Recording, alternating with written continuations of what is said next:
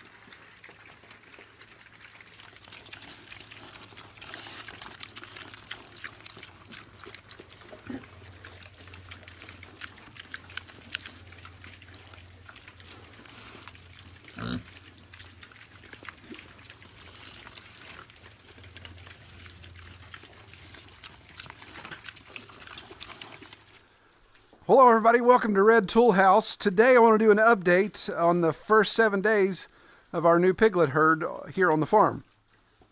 So as you know, obviously reference the video from last week, we got 15 new piglets from Six Oaks Farm down in South Carolina. We weren't expecting 15, we're only expecting 14. We got an extra boar, but David's, he said, well just keep that boar, do whatever you want with him. The day of me recording this is a Saturday. So it's been roughly a full week, 8 days actually, since they've been on farm. And still keeping them in this area of the barn in a small, what I consider our weaning paddock, so they can just get acclimated to the area. So in that 7 days, I've been able to do a full assessment of what we have as far as, first of all, obviously as far as gender goes. So we have the 2 boars, of course, out of the 15. We have, I believe, 5 gilts, if I'm counting my black ones right, 5 to maybe 6. I haven't completely narrowed it down yet. And the rest are barrows. So as we talked about, we're going to keep back maybe 3 gilts, that's the plan at least, to breed. And one of the 2 boars, still discussing that, and we'll get into that here in a second. And of course, the rest we'll just raise out for processing this year. That way we can have some pork for our customers. Many of you have commented about the 2 reds here.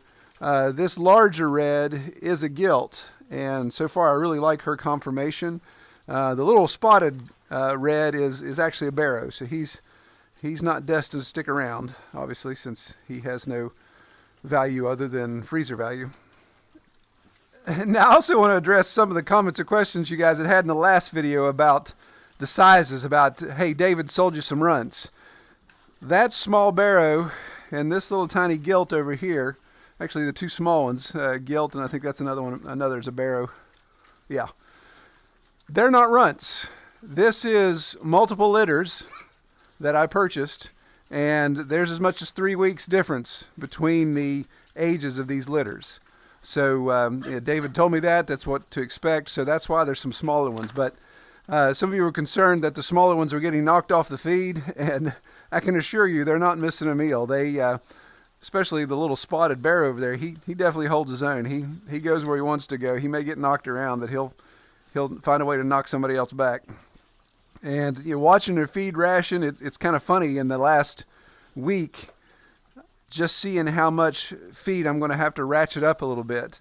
When I was doing my 3/4 of a 5-gallon bucket, at the end of the first couple days, they were the big boys are kind of wandering off, and there's still feed left.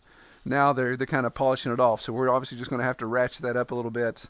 I kind of use that as a gauge. Again, there's not any forage right now because of this time of year and the condition of our pasture.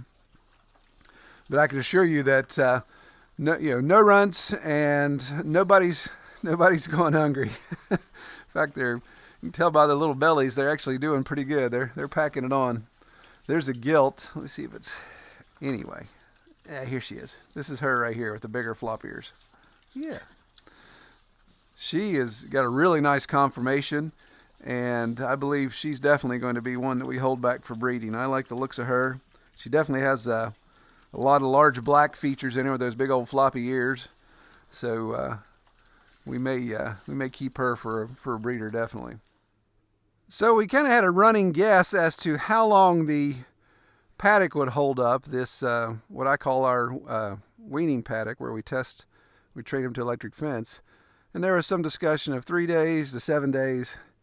Well, again, on day 8, this is what it looks like. It's gonzo. Other than just some of the little swamp grass that we have there in the ditch, it is absolutely churned. Even the little sawdust pile right here at the base, they've churned every bit of that. So as you can see, the weather hasn't helped. At least it didn't rain yesterday. It snowed. We got about 4 inches of snow. But now it's above freezing, everything's melting, and again, they have just turned this into an absolute quagmire. So some of you had commented and discussed, hey Troy, you got to get them out of there for parasite load, all that type of stuff, forage. Yeah, I get all that. That's definitely something that we want to look at as parasite cycle. That's something you always want to take into consideration. But right now, no matter where I put them, it's going to look like this. So in our area, in our climate, farmers usually have a sacrificial area that they say, okay, this place is going to get absolutely trashed. It's not the most ideal situation. There's a lot of water. It won't stop raining in West Virginia. We're expecting 5 more days of continuous rain. So there's really not much I can do unless I had a big dry barn that I could lock them in and never let them outside. That would be the other process, but obviously I don't have that. So I've debated leaving them on here for just 1 more week and then letting them have access to the south pasture here, which is where we did all of our new fence. They obviously can tear that up just as badly as this. It makes erosion much more of an issue, but it may be something we do. This time of year, I don't like having big herds on the farm, but it's just how it worked out with our schedule. So once we get about 2 more months, things are growing. Hopefully we're not in a monsoon season anymore. We can get some of this back under control. Usually this time of year, the ground could be and should be frozen, and that would make this a lot less destructive here. I wouldn't have as much issue, but here just in the past several years, we just haven't had enough cold temperatures to generate the frozen ground. So it's just a bottomless pit right now. So I really appreciate all the constructive comments that you guys have posted on that last video. And as I've mentioned, some of you may not be aware, I've raised hogs for over 7 years now, but this is my first year with trying boars. So with those comments, I appreciate that input. So I'm going to take advantage of the situation to ask even more questions that you guys can comment below and give me your advice. So if we look here, you can see obviously back there's the barn. That's where the piglets are. Up here in the corner is our farrowing shed. That's where Merida's hanging out, our big sow. And this fence post you see here in the foreground is the bottom front corner of the south pasture. So the pasture hits the hillside here. And the plan would be to obviously put our new herd here and let them have access to this through the beginning of spring. But obviously we got to get the boars out of there soon. Probably here in the next month, we got to get them out before they start pitching.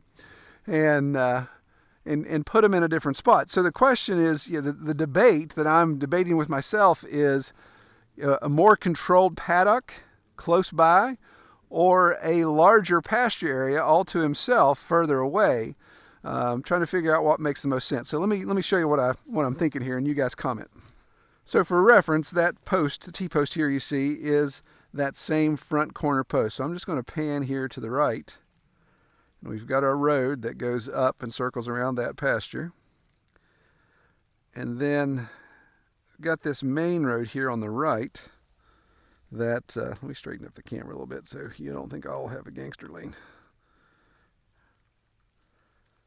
This road to the right that goes to the center, I mean, this goes completely through the center of our valley. So this road goes all the way up past the retreat and keeps on trucking. This road just goes up and kind of dead ends in that flat. So I've got this little triangle, if you will, that I have here. And ironically, about, oh my goodness, it had to be 40 years ago, there used to be, from what I can gather and what I've talked to the neighbors, there used to be a pigsty right here. There was still some woven wire in those trees. I keep finding evidences of that in the spot. So my thought is, with the ladies on the south pasture here, and then eventually later in the year they'll be on the north pasture, which is just right here to the other side of the creek. If I had this small area fenced in super solid and park my boar in here, he's not going to get a lot of graze or a lot of pasture. It literally is going to be like a confinement setup. Do I put him there so he's close to the ladies, get their hormones flowing, all that stuff, but then of course make a paddock that's super strong, solid wall, solid rail type of stuff, and not just rely on electric to keep him from crossing over and having a date when I don't want him to. There's pros and cons to that. The other option would be, bear with me. So if I come up my center road about 100 yards, you can't see it, but the barn's around that turn there, a way back. So this is a decent way up the valley. This is actually the edge. The wire's probably not showing up, but there's a T-post right here. This is the edge of my north pasture, the furthest west. It crosses the creek here and then kind of cuts back northeast. So this is as far west as the ladies could get. But do I swing the camera around here? Well, yes, I do swing the camera around. But do I, slow pan here, there's my road that goes back toward the house. And then, so everything you see here, let's tilt back a little bit.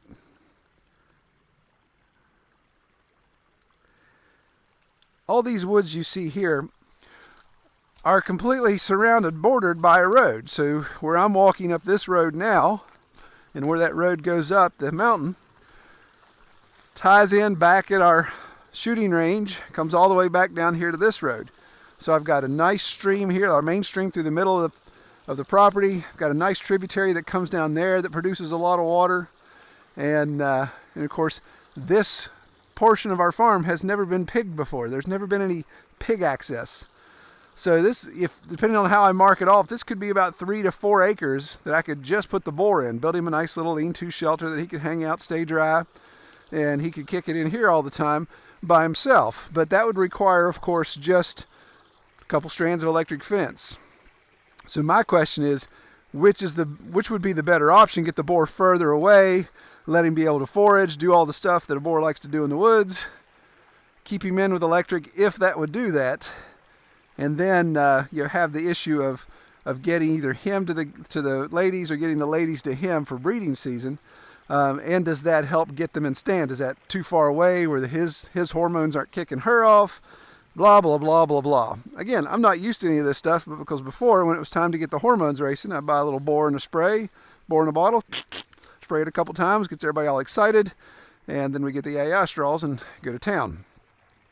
So I'm curious, those of you guys that have had boars, you've raised them, give me the shoot holes in those, pros and cons. Let me know what you think. I'm curious to see how that would go. This is crazy. So I did a video about this many moons ago, about this electric fence gate over the water to keep the pigs from coming up this little Stone Creek crossing and able to get out of the pasture. And it worked quite well until we had high water and it bent. These are supposed to hang straight and it bent every single one of these into little hooks because the water came rushing through here. Well, I mentioned something in that last scene that I also want your advice on, those of you guys that have raised boars. So looking at, regardless of where the boar is, whether he's up here, further up the valley, or he's in his little kingdom back there, a little paddock closer to the south pasture, when it's time to breed, does it make more sense to bring the gilts to the boar, lock him in with him, or bring him to the ladies? To be honest with you, I never really thought about it. As I think about it, I think, well, maybe it's easier to bring the gilts to the boar because it could possibly be easier to separate them versus trying to get him steered around. So we'll have to check that out. So comment below what you think on that as well. So another comment that I got, and I apologize I don't remember your name, there's just so much traffic that comes through, but it was a really good comment, was suggestion of, Troy, get your boar used to going in and out of a trailer. So you load him, unload him, load him, unload him. So he's used to that. That way you can transport him if it's a distance here on the farm, or even if you're going to hire him out to stud service. And I'd never thought about that. Taking one of my large black boars to farms for stud service hadn't really crossed my mind. Obviously there's pros and cons to that when you look at disease control and all that type of stuff. And the simple fact of I don't own a livestock trailer, so I'd obviously have to either borrow one or come up with my own transport, which is another video subject we'll have soon. So I thought that was a good idea. You know, one thing you look at is how to help cover the cost of raising all these pigs, and that's not a bad idea if there would be a market in my area. I'd obviously have to test that and see. You can tell somebody hasn't been fed yet. Merida's ready to go. She's waiting patiently. So obviously as we continue to updates, my plan is to update this on a regular basis. So I want you all to see the progression. Definitely want to share the ups, the downs, anything to run into. Hopefully there's more ups than downs. You know, that goes. But I'll update when we move, what we do. You know, do we have a lot of jailbreaks? They really have come to respect this fence in the last 7 days. It's super hot right now, so if I can keep it hot for the whole area, but we'll show how Merida integrates with them. I've watched them interact through the fence. Obviously it's a fence, so it's not like they're going to go after one another or she's going to go after them. So they've done pretty well so far, but I know once I let them out of here, there's hay and warm and dry up there, so that may be the place where they really want to hang out. And that's, of course, where Merida sleeps. We're still considering processing Merida on farm. The speed at which we do that will largely be determined by how she interacts with this herd. So we'll keep you all updated. Appreciate everybody's comments. Drop me a note below on what you think. All right, take care, everybody.